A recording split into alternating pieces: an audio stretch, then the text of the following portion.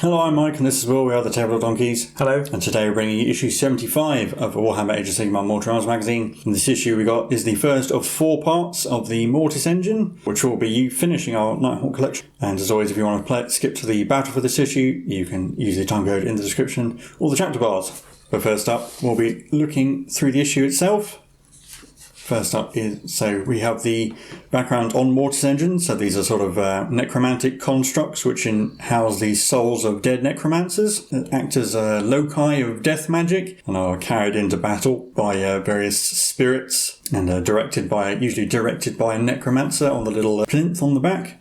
Powerful reserves of death magic which can be called on by other wizards nearby and are said to be so powerful that even endless spells actively try to avoid them. And you can see the completed model there with the mortal remains of a necromancer locked away and the corpse master on top directing the various banshees that carry it aloft. And then more history of the Realmgate Wars. This covers Archaon's attempts to control the god beasts, some of which were aligned with Sigmar. Here he is trying to bind Ignax, the solar drake of the Realm of Fire, but unfortunately for him, some fire slayers managed to get to Ignax first and place a rune of binding on her, so that when Archaon tried to control Ignax, his own forces were destroyed instead of gaining control. Now we have backstory on the realm of Kish, the realm of light. So we've learned about Tyrion and Teclis, the 2 gods who rule over the realm. It's inhabited mostly by elves, but also humans, and it is known as a place of perfection and beauty, and inhabitants are equally obsessed with obtaining perfection in their endeavours. And you can see there that it's divided up into 10 realms. And as we've seen before, half of them devote themselves to Tyrion, the other half to Teclis. And he also notes that it is also teeming with life, but is particularly dangerous once you get to the edges, like most of the Mortar realms really. And then we have Ulgu, the realm of shadow, so the sort of sister realm to the realm of light. This is also inhabited by elves, but these elves are much more secretive, and it's a sort of a richer type of scum and villainy, ruled over by Malerion, the god of shadow, and a Marathi, embodiment of the god Cain. And not much is learned about Ulgu. Its inhabitants are famously secretive. Fittingly for the realm of shadow, it is always nighttime as well. It's divided up into 13 different domains, and like the other realms, it's most stable at the centre, and as you get closer to the edges, it becomes more dangerous with various wild shadow magics. And it also mentions Hagnar, the temple to Cain and Marathi's seat of power. And then more background on the forces of the Stormcast Eternals. These are protectors. So like Retributors, these are part of the Paladin conclaves, but they wield Stormstrike glaives. And similar to Fulminators, they can march at the head of formations while twirling their glaives to create barriers against missile fire. And Protectors with their glaives are particularly adept at fighting large monsters. Presumably their glaives give them the extra reach they need, or they train specifically to fight giant monsters. And even more background here, we have the background on Malerion, the shadow god of Ulgu, who was once thought to be a king of dark elves in the world that was. Though he worked with Tyrion and Teclis and Marathi to capture Slaanesh and retrieve the elven souls contained within, he's only sort of loosely allied with the forces of order. You can see here he gifted Sigmar the Gladiatorium in Aesir to allow the Stormcast to fight and train in a safe environment, but it also allows Malerion to spy on the Stormcast as they train and keep track of Sigmar's forces and how the various strategies they'll be using on the battlefield. Malerion, like the inhabitants of Ulgu, likes to play his cards close to his chest. Nobody really knows what his plans and schemes and end goals are, but he does have various agents who he acts through, like Mystery the Sai here, who we believe was part of one of the Warhammer Quest games, and it's very hard to say what Malerion's up to. Well, that's it for all the lore. Obviously, we have no build guide since we don't have enough to start building the Mortis engine yet, so I'll hand you over to Will so we can get into the game for this issue.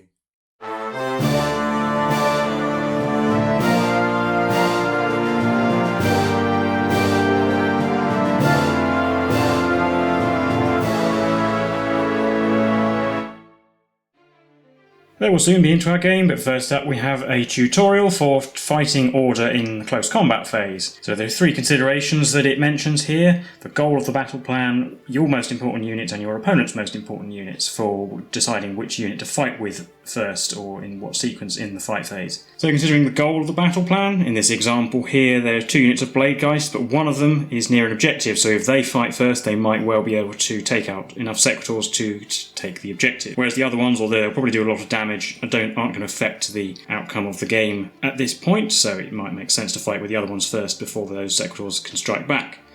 then it encourages you to consider what your most important units are and their capabilities. So in this example, these Secretors over here, although they're powerful, they are also quite tough in defence, so they can probably survive being attacked by the Chain Rasp using their Power of Shields ability.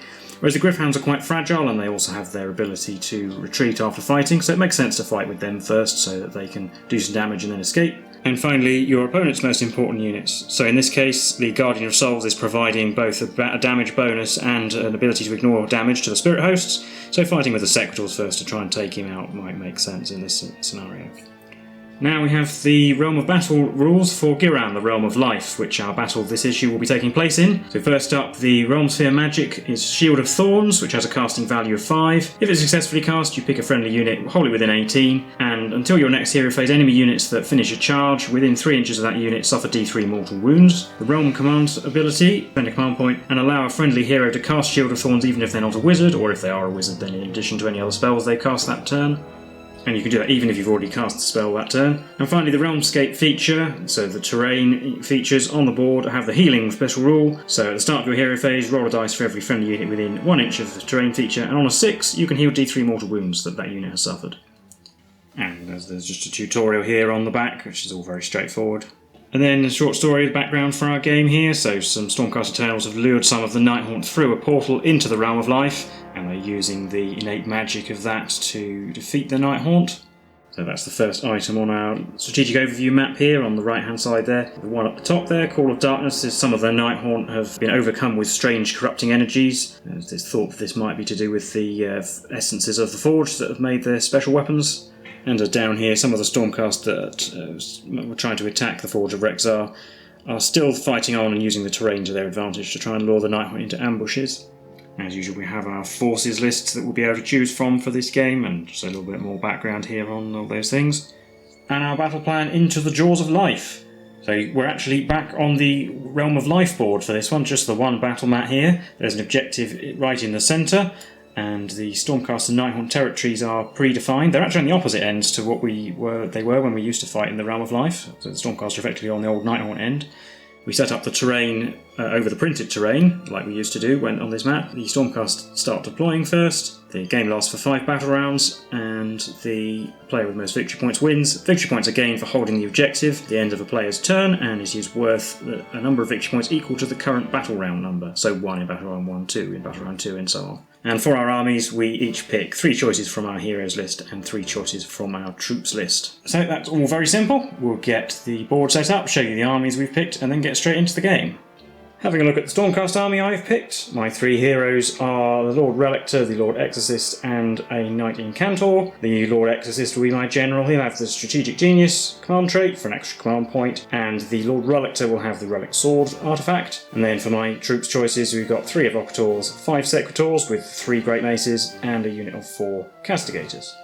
And here's the Nighthaunt army. So I've got a Shroudguard battalion again, but this time with Rykenor the Grimhaler, since it's been quite a while since we've seen him. So that's him and 2 units of 5 Blade Geists. I've also got a Guardian of Souls and a unit of Hexwraiths. The Guardian of Souls will be my general, and he'll have Master of the Black Arts, so for +1 to his Cast and Unbind roll since he's already a wizard. And he'll also have the Black Amulet artifact of power. And I do have a spare artifact, but I don't have any heroes to give it to, so it's just staying in the vault. I also got a Triumph for winning the previous game, and I got the one that lets you reroll wound rolls. And here is the completed board, terrain where it needs to be, and we did roll off for the larger pieces to see what rules they would get. So the bottom left ruin is Arcane, the Sigmar statue is Damned, the bell tower is Deadly, and the bottom right ruin is Sinister. You can see there's an objective right in the centre, and all the little bits of terrain just have the Realm of Life rule, no special rules. Having a look at the Stormcast deployment, on the left the Castigators with the Lord Exorcist behind them, the Secretors in the middle with the Knight Incantor, and then the Lord Relictor to their left, and the Evocators out on the other end.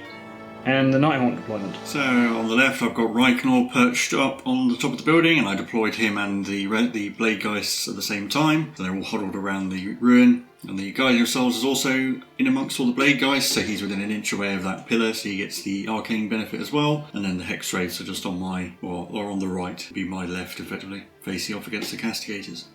And we both start with the command point, the Nighthaunt for their War Scroll Battalion and me for my command trait. And then all that's left to do is roll off to see who goes first. Well, I've won. And I think I'm going to decide to make the Nighthaunt go first, because I'm not really in range to do very much yet. So on to Nighthaunt turn 1. So for spellcasting, I'm going to start with Rykenor. He's going to try and cast Shield of Thorns. And he gets +1 to this roll, so he gets an 8. That is enough. I may as well try and unbind, because I've got 3 wizards. So it doesn't matter who with, but I failed. So he'll put that on the unit Blade Geist in the front. And then the Guardian of Souls will try and cast Mystic Shield, and he gets +2 because he's got the Warlord trait, the Command trait, and the Runes. So he gets a 12. Which I can't unbind, so I'm not going to try. And he will put that on the Hex Wraiths. So in my movement phase, the Hex Wraiths will move up a little bit, staying away from that deadly bell tower, and then the front rank of Blade Guys all move so they're within 6 of the objective, but also more than 18 away from the Knight Incantor, so they don't get hit by a big spell early on. The other Blade Guys are going to form up behind in a second rank, and then my 2 heroes are going to huddle, are going to continue hugging the Arcane Ruin. Then at the end of the turn I gain control of the objective and get a victory point. With that, we'll be on to Stormcast turn 1. So I gain a command point. The Knight Incantor will try and cast Spirit Storm anyway, because it will still have the aura of -1 to run and charge. Needing a 7.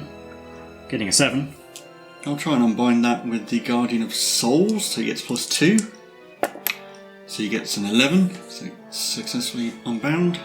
The Lord Exorcist will try and do Shield of Thorns next, needing a 5. Failing with a 2. And the Evocators will try and cast Empower, needing a 6. Getting a 7. Try and unbind that with Rykenor, he gets +1. So he only gets a 7, so that is successful. Because of that failure, I'm actually going to spend a command point at the end of the hero phase to try and cast Shield of Thorns again with the Lord Exorcist. I suppose it doesn't really matter. Needing a 5, getting a 7 this time. And the Nighthaunt don't have any more unbinds left, so that's successful. We'll put both that and Empower on the Secretors. And I moved up like so the Evocators and the Lord Relictor are coming round the bottom end of the ruin down here, as you see it. Lord Relictor had to run to get that far. And on the other side, the Secretors ran. They do get 4 of themselves within range of the objective, won't be quite enough to take it, with the Knight Incantor and the Lord Exorcist behind them, and the Castigators just following a little way behind them. And in the shooting phase, the Castigators will shoot at the front unit of Blade Geists, because if I can kill a couple of them, I will take the objective. As usual, always doing power to accuracy. Prime hits on a 2, the others on 3s. 6s do D3 hits. We've got a miss, 2 hits. No, 3 hits, wounding on 3s. 3 wounds. 4 pluses. Made 1. Ignoring damage on 5s. Nope. 2 dead Blade Geists. But that does mean at the end of the turn, it is 4 models to 3 on the objective, so I will gain a victory point as well. And with that, we're on to the next battle round, so we're rolling off again. Oh, I've got a 5. Stormcast win. So it'll be Stormcast turn 2. So I gain a command point. Was trying to cast Empower from the Evocators. Needing a 6. Getting a 6. Mike's going to let me have that one. So we'll try and do a Shield of Thorns from the Lord Exorcist. Needing a 5. Getting a 10. Trying to unbind with the Guardian of Souls. Oh, he only gets a 10. So that does go off. We'll put that on the Secretors again, and then Spirit Storm from the Knight Incantor. Needing a 7. Getting a 10. Trying to unbind with Rykenor. Nope. So it's probably a mortal wound to every Nighthaunt. So that's a mortal wound to every Nighthaunt, but they might be able to ignore. Yeah, so I'll start with the Hex Wraiths. One of them is in range of the Guardian of Souls on a 6. Nope. First unit Blade Geists, yes. Second Blade Geists, yes. Guardian of Souls, yes. Rykenor, yes. And again, I'll spend a command point to let the Lord Relictor try and cast Shield of Thorns this time. He gets it on a 5. He fails with a 3. And then we've moved up, the Secretors going up the middle with the 2 Wizards behind them, the Castigators falling back behind in the second line behind them, and then the Evocators and the Lord Relictor both ran just to get themselves a little bit further forward. The Lord Relictor in particular, so that his prayers are in range next turn. Try and shoot the Hex Wraiths this time, because I don't really want to kill too many Blade Guys to make the charge longer. Same as last time, hitting on 3s or 2s. We've got 2 misses this time. Rerolling 1s. Rerolling 1s because of misses, so 3 hits. Wounding on 3s. No, just the 1. 4 plus. Nope. Failed it. Rerolling a 1 because of Mystic Shield. Damage. No. Finishes off that Hex Wraith. And then we're on to the charge phase, so the Secretors will declare a charge. Their charge roll is an 8. So they finish their charge like that, but they do finish within 3 inches of that unit of Blade Guys that's got Shield of Thorns, so they take D3 mortal wounds. D3. Just 1. And that's my only charge, so piling in like this. We're going to put 4 of them on that unit of 3 Blade Geists, but this mace down here will go onto the unit of Blade Geists in the back. Oh, and they'll be doing power to weapons, obviously, in the fighting. 5 Great Mace attacks on the front unit of Blade Geists, hitting on 3s, re-rolling misses. 2 6s for D3 hits each. Or 3 6s. So 2 plus 3d3 hits, that's going to be another 7, so it's 9 hits total. Wounding on 3s. 6 wounds. 6 4+s. Made 4. 2 damage each, ignoring on 5s. I only ignored 1, so they're all dead. We do have the other Great Mace on the other Blade Guys, sitting on 3s, re-rolling misses. 2 normal hits, wounding on 3s, 2 wounds. 4+s. Made 1. Ignoring on 5s. Ignored 1. 1 dead Blade Geist. Take away this one. So I'll do the Hex Race first, because if I do the Blade Geist, I might kill the wounded Sequitor on the end and pull him out of range of the Hex Race, so I can get 3 of them in, including the Hell Wraith. So they have 7 attacks with scythes, hitting on 4s, and 6s do mortal wounds. We got 1 mortal wound and 3 4s. If only I had a Spirit Torment. We wound on 3s base, so 2s. Yeah. So they wound on 2s because they've got +1 from the Guardian of Souls. Only 1. With a 5+ save, re-rolling 1s. Failed, so that kills off the wounded Sequitor. So it kills the wounded Sequitor, and then we'll put a wound on this Great Mace here. And 6 attacks from horses on 4s, getting 2. And wounding on 4s, getting 1. 4+ save, re-rolling 1s, that's a 4. And then the Blade Geist can pile in and we'll get on the Sequitor. 8 attacks hitting on 3s, getting 7 hits. And wounding on 2s. They all wound. 7 5+ saves, re-rolling 1s. Made 4, and got a 1 to re-roll. Into a 5, so 2 damage. So the Great Mace on this end dies, and the adjacent normal mace will take a wound. But then the Sequitors will have to take a battle shock test, because they lost 2. So one will run away on a 6, which I can re-roll because of an order trait. That's better. And that's the end of the battle round. I still hold the objective in the centre, gaining 2 victory points and going up to 3. And then we'll be on to Nighthaunt, turn 2. So I'm going to start off the hero phase using Rykonor's Corpse Candle to do a mortal wound to the Evocator Prime, and then Rykonor will try and cast Wraith Storm, his signature spell. It's 2 to this, +1 from the Arcane Terrain, and another +1 from the Corpse Candle. So he gets a 12. I'll use my Void Storm Scroll to automatically unbind that, because otherwise it will probably severely neuter my Evocator unit. And then I will have the Guardian of Souls cast Arcane Bolt. He gets a 12, so it's actually a 14. So I can't possibly unbind that. So it's going to be D3 mortal wounds, and I'm going to put it on the 9 Cantor. Okay. D3, 3. Down to 2. I'm going to spend a command point to have the Guardian of Souls cast Shield of Thorns, needing 5. He gets a 9. Well, I'll try and unbind that because I haven't used one yet. No, deal 1. I'll put that on the Blade Geists. And then I'll have Rykonor, come on the command point to have Rykonor do it as well. He gets a 6, that's successful. Well, I've got another unbind, so I'll try and use that. No. He'll put that on the Hex Race. So I'm going to go straight to the combat phase. I'm not going to do any movement just yet. So I'm going to pick the Blade Guys to go first. Well, I'll put powder shields on the Sequitors, won't I? They will all pile into the Sequitors, and then we'll have 8 attacks hitting on 3s, getting 5. And wounding on 2s, getting 3. 5+ saves, re-rolling 1s, 2s and 3s. You can roll that 2, not the 4 though. So 2 successes, but it does kill 1. So the one with the shield will die. Then I will pick the Sequitors, they'll pile in this way towards the Blade Guys, and I'll put all their attacks on them. 5 attacks, just got 2 big maces left, hitting on 3s. No re-rolls though, so that's a miss. Wounding on 3s. 4 wounds. 4+s, made 1. Ignoring on 5s. Yeah, they're gone as well. Yeah, that's 4 damage. Well, I need the Hex Wraiths to get to go, and they'll pile in, so 3 of them once again can get in range. Including the Hell Wraith, so 7 attacks hitting on 4, 6s do mortal wounds. There's a mortal wound and a single hit. Which wounds on a 2? It does. No reroll on the save anymore, so just a 5. Oh, I made that. And 6 attacks from horses on 4s, getting 2. Wounding on 4s, getting 1. 4+ save. Made it. So just 1 damage, which will go on the remaining normal giant mace. And that will be the end of the turn, and the Stormcast still hold the central objective with more models on it, and the end of the battle round. So rolling off for battle round 3. I rolled a 4. Stormcast win. I won, so we'll be on to Stormcast turn 3. In my hero phase, the wounded Knight Incantor is within range of a Realm of Life terrain piece, so she might heal. So if I roll a 6, she regains D3 wounds. I do not. Then we'll do some spells. We'll start with the Lord Exorcist. He'll just try and do an Arcane Bolt, needing a 5. Gets a 12. Well, I can technically unbind that, so I guess I will try with the Guardian of Souls. Gonna need a big roll. Nope. That will be D3 mortal wounds. We're going to put it on Reikenor. 1. And was it on a 6? No. The Evocators will attempt in power, needing a 6. Failing with a 3. And the Knight Incantor will attempt Spirit Storm, needing a 7. Failing with a 2. Also in the hero phase, the Lord Relictor will try and use Healing Storm on the Knight Incantor. So on a 3+. Nope. And we'll also spend a command point to try and let him attempt to cast Shield of Thorns, needing a 5. Getting a 5. Try and combine that with Reikenor. Yeah, gets it with a 7 or an 8. And then we'll move like this. The Secretors ran and retreated, getting all the way over to the building. Well, you might get some healing. And everybody else has moved forward. And then in the shooting phase, the Castigators are going to shoot at Reikenor. Hitting on 3s or 2s, rerolling 1s. We've got no misses and a 6, so 3+3, so 6 hits.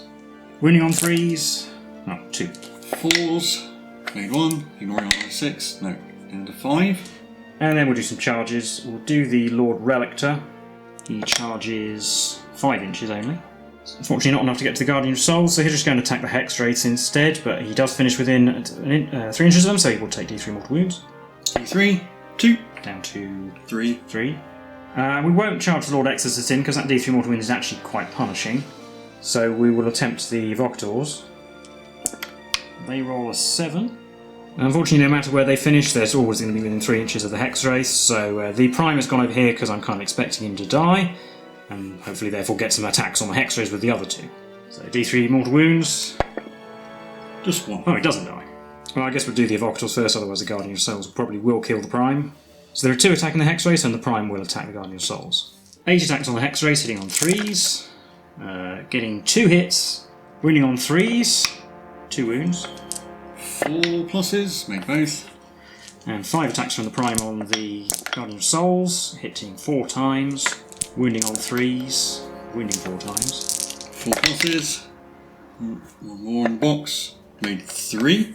And failed 3. Failed 3, sorry. Ignoring the 6s. Nope. Down to 2 wounds. And we'll put the Celestial Lightning Arc on the Guardian of Souls because it'd be really good to get rid of him. So 6 dice on 4 pluses. We're doing mortal wounds. 5 mortal wounds. Yeah, he's dead.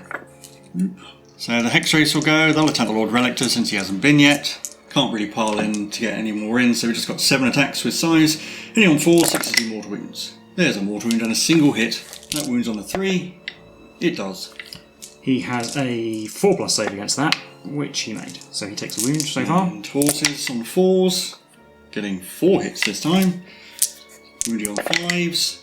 Getting 3. Well, he's got 2 wounds left, so he does actually need to pass his saves. Oh, he's down to 1. And then obviously he'll attack back. 4 attacks on 3s. 3 hits. Wounding on 3s. 1 wound. Yeah. 4s. Nope. 2 damage because of this relic sword. I think one guy's in range. One of them is in range of Reikenor, so ignoring on 6s. No. So this Hex Wraith dies.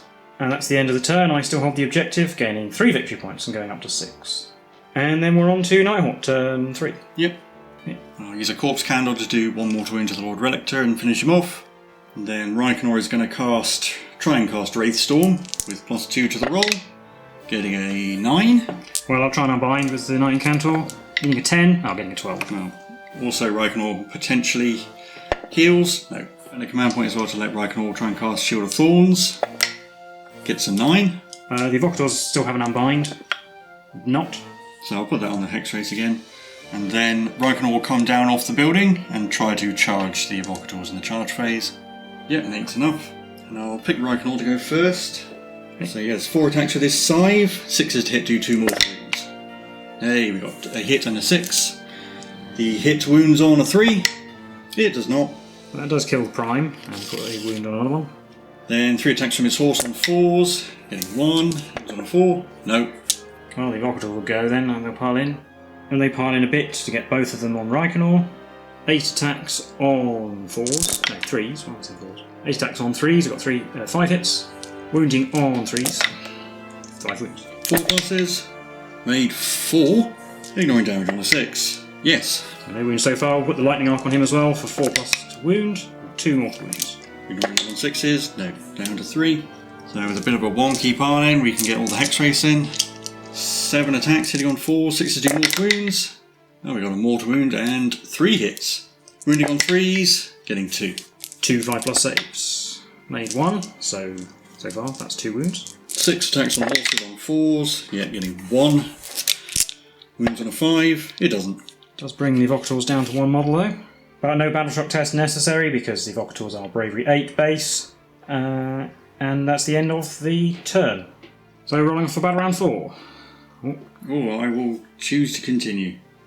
So Nighthaunt, turn 4. So Rykonor's going to do a wound to the Evocator with his corpse candles.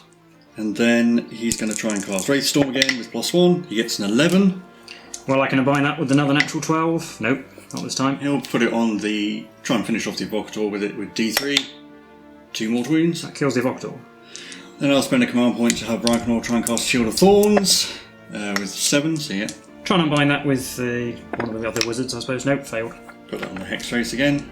So everyone's going to move so they're 3 inches away from something, and the Hex Race are going to move so that they go over the Knight Incantor. I think only 2 of them can actually do it and still get 3 inches away. On a 5+, she takes mortal wounds. No. And then Rykonor is going to charge. And 8 is definitely enough. Oh, the Hex Race are going to charge as well. They get an 8 as well. So Rykonor will charge in like that. He's going to do it so he can get... he's actually in range of the Castigators there, and the Hex Race will go in around him, so they're all in range of the objective and can fight the Secretors. And I'll actually pick them to fight first. And yeah, the Secretors will be on power to weapons anyway, because they don't have any shields. Yeah, and I'll pick the Hex Race to fight first. So we have 7 attacks hitting on 4, 62 mortal wounds. We got 3 hits. Wounding on 3s. Getting 2.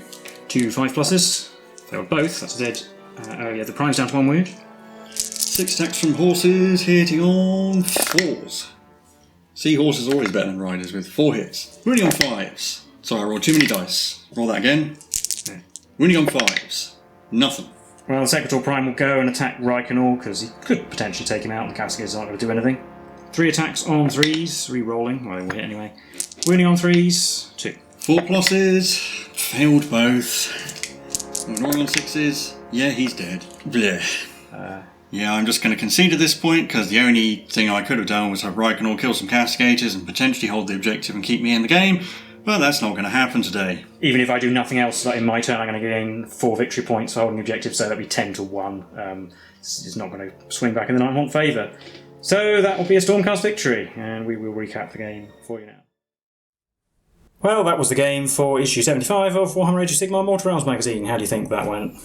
Not great, to be honest. I just think the dice gods were against me today. Incidentally, I rolled off camera to see what would have happened if Rykonor had survived, and he rolled 4 6s, so he would have wiped out all the Castigators and kept me in the game. And I think he would have trampled the Secretary Prime to death as well. I think we rolled off, so...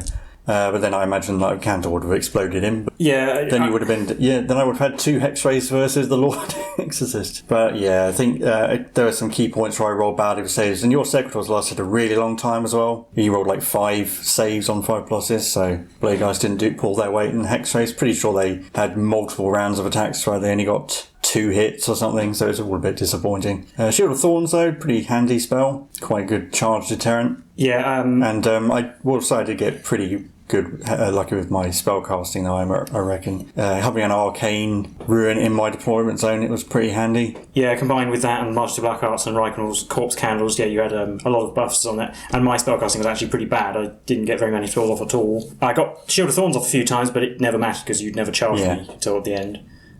But yeah, I was thinking of falling back and charging with those Blade Guys, but they would have been mortal wounded, so... Yeah, I suppose it is... You might think it's not worth putting it on a unit that's already going into combat or that's going to charge, but yeah, it does stop people counter-charging. And of course, Blade Guys get an extra attack if they charge, so it's forestalled that as well. Yeah, I think actually winning the turn roll off in turn 2 and being able to charge you rather than the other way around was quite big as well. It would have been... If you'd won the turn roll off, you would have had all those Blade Guys charging into my lines and swamping the objective, and it probably would have been the other way around. It was kind of a very straightforward game in that sense. Whoever just got onto the objective and... Yeah, I can put out big arcane bolts, and that would... And the Guardian of Souls, if he'd lived, he could have done 3 mortal wounds to the Evocators and stuff like that, and Wraithstorm can do quite a lot of damage as well, but sadly it just wasn't to be today. Yeah, I did make a lot of saves and stuff like that, and you didn't make that many damage mitigation rolls. Well, I did it all at one... I ignored most of one of your Spirit Storms, but I think that was basically pretty much it, other than that, yeah.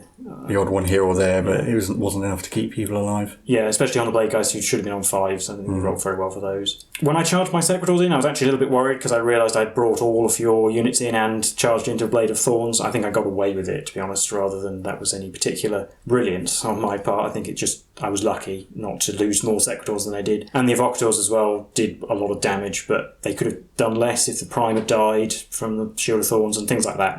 Yeah, I think generally my plan was just to kill off all your units as usual with these sort of games. Number of models is the important bit, so it's actually why I took Hex Wraiths instead of Spirit Hosts, actually, because there's more of them. Yeah, and I also tried to take a fair decent number of models. I would have taken Judicators if I could, but Casticators were the only thing available on my list. The Casticators definitely didn't live up to the Judicators.